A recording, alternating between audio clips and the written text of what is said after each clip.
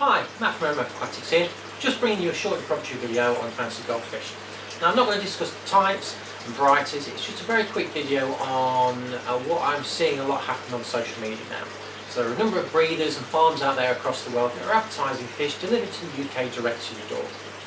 So what I want to go through is a few things that you need to consider before you start looking down that avenue. So first of all, any fish that comes into the UK that's cold water or temperate must have a health check and must be notified to CFAS, which is part of DEFRA, which is part of the government that regulates and authorises the movements of fish. The main reason for that is the spread of disease and to stop diseases coming into the UK from overseas where they are prevalent.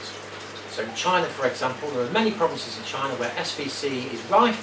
We don't currently have it in the UK, and we stop that by ensuring that fish are imported correctly and above board.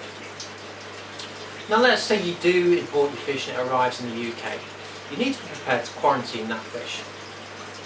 So it may come with a number of parasites, which is very common on the farms in the Far East, and we do see that ourselves. So it may be something as simple as white spot, costia, trichodina, flukes, or something that's more visible, such as argillus or anchorworm.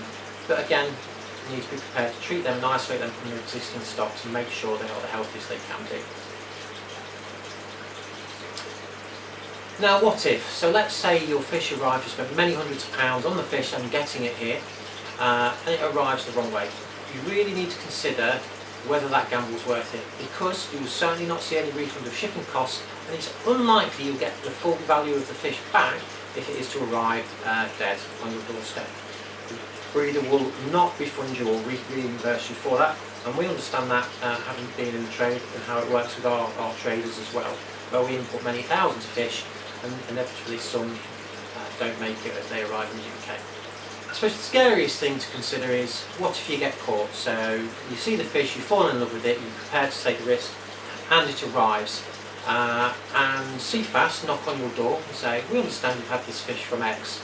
The fine lies with the person that's bought it, so there are multi-thousand-pound fines that are available. Now, that aside, the most heartbreaking aspect of it is that that fish would then be taken away and be destroyed because of the risk of contamination and inborn disease. But also, any fish there is any risk that it's coming into contact with, so that may be fish that it's going to have in the tank with, or adjacent tanks. So here we have a separate area for quarantining our fish, where any fish in that area would be subject to being destroyed if there was an outbreak of disease. But also we can contain that area, and it doesn't prevent spread into the sales systems as well. So everything's completely separate.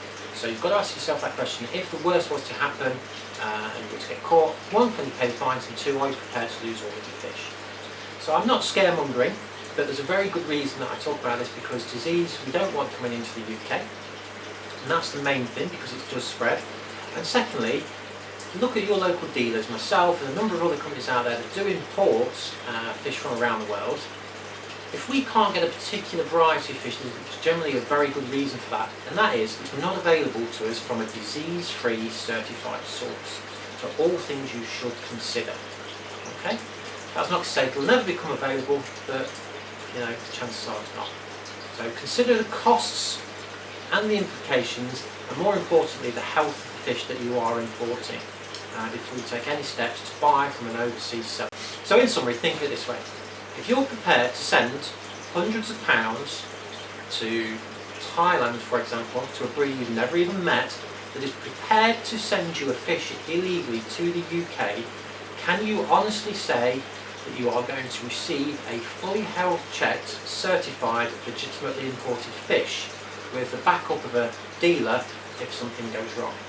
I'm not going to answer that question, that's up to you to decide. I'm sure many people will continue to do it.